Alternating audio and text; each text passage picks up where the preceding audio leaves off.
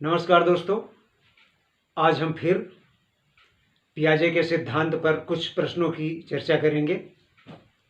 इसके पूर्व में भी हम पियाजे के सिद्धांत पर कुछ प्रश्न लेकर आए थे और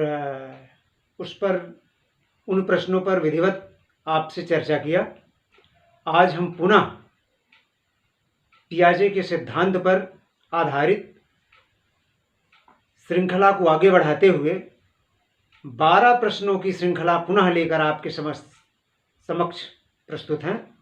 इसके पहले पियाजे के हम प्रश्न भाग 3 में, बाल विकास के भाग 3 में हम आपसे चर्चा कर चुके हैं। भाग 1 एवं 2 में भी पियाजे से संबंधित कुछ हमने चर्चा किया है। भाग 3 में विस्तृत चर्चा किया है। भाग 4 में, बाल विकास के भाग 4 में आज हम पुनः आपसे कुछ प्रश्नों को लेकर रूबरू होंगे। तो आइए आज हम बाल विकास के भाग 4 में पियाजे के सिद्धांत को देखते हैं आगे। तो प्रश्न क्रमांक 52 है और आज का प्रश्न क्रमांक 1 और हमारे इस श्रृंखला का, बाल विकास के श्रृंखला का 52वां प्रश्न है। तो हम देखते हैं, पूर्व ज्ञान से नवीन ज्ञान को जोड़ना क्या कहलाता है? पियाजे के अनुसार पूर्व ज्ञान से नवीन ज्ञान को जोड़ना, जैसे बच्चा जो कुछ भी पहले सीखा रहता है उसके बाद जब उसको नवीन ज्ञान प्रदान किया जाता है तो वह पहले के अनुभवों से के माध्यम से नवीन अनुभवों को जब जोड़ता है तो पियाजे कहता है कि उसे आत्मसातकरण कहते हैं। प्रश्न क्रमांक 53 है श्रृंखला का, बाल विकास की श्रृंखला का प्रश्न क्रमांक 53 एवं आज का प्रश्न क्रमांक 2। बच्चे दुनिया के बारे में अपनी समझ का सृजन करते हैं। बच्चे जो कुछ भी हैं वो उनके स्वयं के दिमाग का परिणाम है, स्वयं के अंडरस्टैंडिंग का परिणाम है, ऐसा हमारे पियाजे महोदय कहते हैं। जबकि इसके विपरीत वाइगोत्स्की का मानना था कि बच्चे समाज के माध्यम से कुछ सीखते हैं, समाज उन्हें कुछ देता है। जब बच्चे समाज में आते हैं तो समाज के अंतःक्रिया से बच्चों का विकास होता है। लेकिन पियाजे महोदय कहते हैं कि नहीं, बच्चे दुनिया के बारे में अपनी स्वयं की समझ का सृजन करते हैं। प्रश्न क्रमांक 54 है शिक्षक को शिक्षण में समस्या समाधान विधि का उपयोग कब करना चाहिए? देखिए, शिक्षण की विधि एक है प्रॉब्लम सॉल्विंग मेथड, समस्या समाधान विधि। उस विधि का प्रयोग शिक्षक को कब करना चाहिए? तो उस विधि का प्रयोग, समस्या समाधान विधि का प्रयोग कब करना चाहिए? तो 11 से 16 वर्ष की आयु में, जब बच्चे कम से कम 11 वर्ष के हों तभी प्रॉब्लम सॉल्विंग मेथड का उपयोग करना चाहिए। उसके पहले यदि हम प्रॉब्लम सॉल्विंग मेथड का उपयोग करेंगे तो बच्चे के समझ से बहुत परे रहेगा आपका कथन और आपकी विधि। तो 11 से 16 वर्ष का ये जो अवस्था होती है पियाजे के अनुसार, यह है अमूर्त संक्रिया की अवस्था। हम कई बार पहले भी चर्चा कर चुके हैं, या formal stage of concrete operation भी उसको हम अंग्रेजी में बोलते हैं। तो जब बालक 11 से 16 वर्ष का हो जाता है, 11 से ऊपर अगर हो गया तो हम प्रॉब्लम सॉल्विंग मेथड का प्रयोग कर सकते हैं, उसके पहले नहीं। प्रश्न क्रमांक 55 है जीन पियाजे का मनोवैज्ञानिक दर्शन क्या है? देखिए, मनोवैज्ञानिक दर्शन अपने अलग अलग हैं। कोई प्रयोजनवादी है तो कोई आदर्शवादी है तो कोई यथार्थवादी है। तो अगर हम इस दृष्टिकोण से अगर कहें कि पियाजे किस स्कूल से हैं, पियाजे का कौन सी फिलॉसफी है, पियाजे का कौन सा दर्शन है, तो हम कहेंगे कि उनका जो दर्शन है विकासात्मक मनोविज्ञान का उनका दर्शन है, पियाजे महोदय का विकासात्मक मनोविज्ञान। अगर परीक्षा में इस तरह का क्वेश्चन आता है कि जीन पियाजे का मनोवैज्ञानिक दर्शन क्या है, तो हम उसमें लिखेंगे विकासात्मक मनोविज्ञान। अब प्रश्न क्रमांक 56 है, संज्ञानात्मक विकास का आशय। पियाजे महोदय संज्ञानात्मक विकास के सारे कर्ता धर्ता हैं, संज्ञानात्मक विकास का जनक कहा जाता है इन्हें। तो संज्ञानात्मक विकास का आशय क्या है? तो यहां पर पियाजे का जो सिद्धांत है, इसमें संज्ञानात्मक विकास का जो आशय है वो है बालक के चिंतन में गुणात्मक विकास। बालक जो चिंतन करता है उसके चिंतन में गुणात्मक विकास, संख्यात्मक विकास नहीं कि कितने सब मामलों पर वो, कितने विषय पर वो चिंतन कर लेता है, ये नहीं, किस विषय पर वो गुणात्मक चिंतन करता है। गुणात्मक चिंतन से आशय है संज्ञानात्मक विकास का, क्वालिटेटिव थिंकिंग। अब है प्रश्न क्रमांक 57, पियाजे ने संज्ञानात्मक विकास को किस रूप में स्वीकार किया है? तो इसका उत्तर है जाननिक ज्ञान मीमांसा। अब ज्ञान मीमांसा दर्शन में भी आप पढ़े होंगे, नहीं तो हम आगे जब यूजीसी नेट या जेआरएफ की क्लासेस आप लेंगे और आपको बताएंगे, आपसे चर्चा करेंगे, तो हम वहाँ पर ज्ञान मीमांसा की चर्चा करेंगे। दर्शन में 3 तरह की मीमांसा, तत्व मीमांसा, ज्ञान मीमांसा और मूल्य मीमांसा का वर्णन किया गया है। तो जो ज्ञान मीमांसा है उसमें ज्ञान क्या है, ज्ञान कहाँ कहाँ प्राप्त होता है, ज्ञान कितने प्रकार के हैं, ज्ञान का कार्य क्या है, ज्ञान का क्षेत्र क्या है, ये सारी चीज़ों की हम चर्चा करेंगे। तो वहाँ पर जो पियाजे ने संज्ञानात्मक विकास को किस रूप में स्वीकार किया है, तो वो जाननिक ज्ञान मीमांसा के रूप में स्वीकार किया है। अब आइए हम चलते हैं प्रश्न नंबर 58 पर।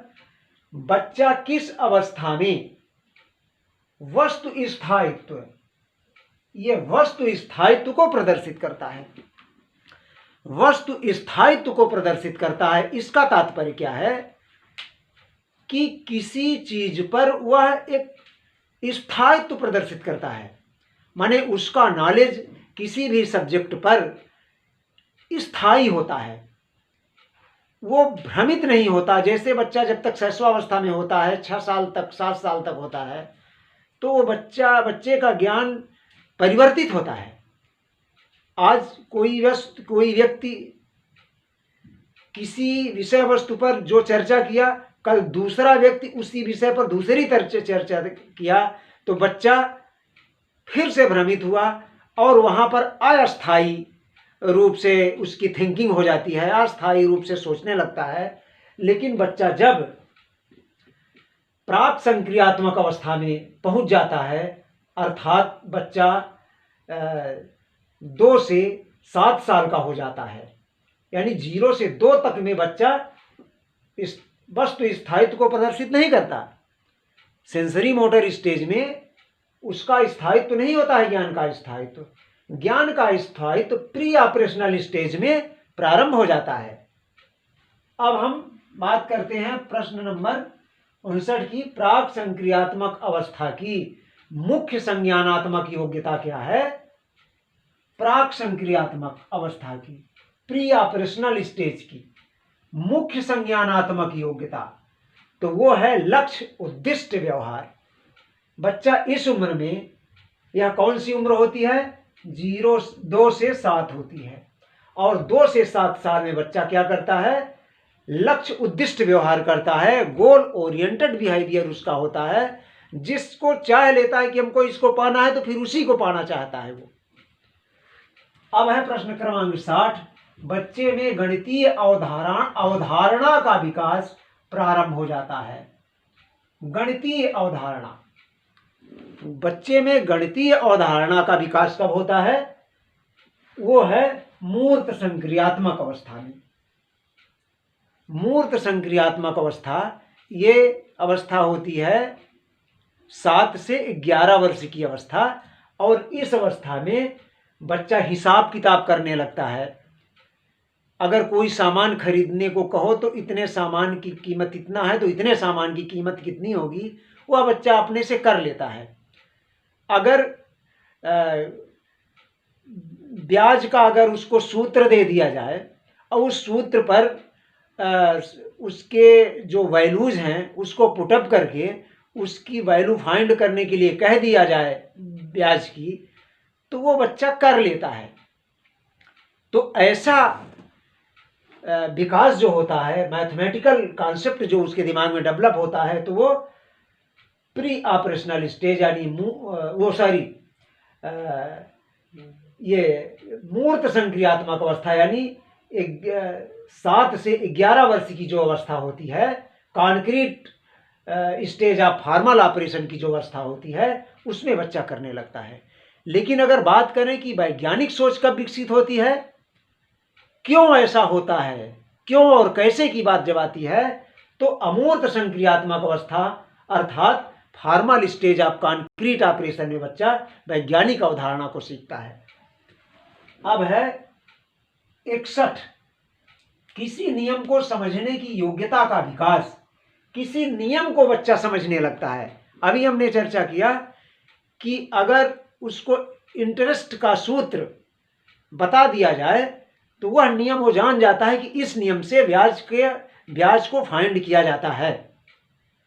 किसी भी नियम को, चाहे सामाजिक नियम हो, चाहे सांस्कृतिक नियम हो, चाहे गणितीय नियम हो, चाहे परंपरागत हमारे नियम हो, किसी भी नियम को समझने की जो शक्ति होती है वो जागृत हो जाती है मूर्त संक्रियात्मक अवस्था में, स्टेज ऑफ कॉन्क्रीट ऑपरेशन, यानी 7 से 11 वर्ष की अवस्था। अब प्रश्न क्रमांक 62 है, मानसिक क्रिया का व्यक्त किया जाने वाला रूप। मानसिक क्रिया का व्यक्त किया जाने वाला रूप, जो मानसिक क्रियाएं होती हैं हमारे मस्तिष्क में, व्यक्ति के मस्तिष्क में जो मानसिक क्रियाएं होती हैं, और उस क्रिया को जब हम बाहर व्यक्त करते हैं, वो व्यक्त करते हैं जब हम हमारे मस्तिष्क में जो चीज़ें होती हैं उसको हम बाहर प्रदर्शित करते हैं, तो उस चीज़ को पियाजे ने कहा है स्कीम्स। पियाजे की अपनी ये भाषा है कि वो है स्कीम्स। स्कीम्स क्या है? तो जो व्यक्ति सोचता है, मानसिक क्रिया करता है, उसको बाहर निकालता है, सबके समक्ष व्यक्त करता है उसको, वो है स्कीम्स। और आज का 12वां प्रश्न और इस श्रृंखला का 63वां प्रश्न और अंतिम प्रश्न, वस्तुनिष्ठ ढंग से सोचने की क्षमता। वस्तुनिष्ठ ढंग से सोचने की क्षमता को पियाजे ने क्या कहा है? कुछ लोग वस्तुनिष्ठ ढंग से सोचते हैं कि यही बिल्कुल उसका एक सटीक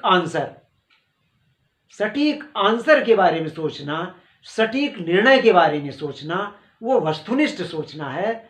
और ऐसा सोचने को पियाजे ने क्या कहा है? तो पियाजे ने उसको कहा है विकेंद्रण, डिसेंटरिंग।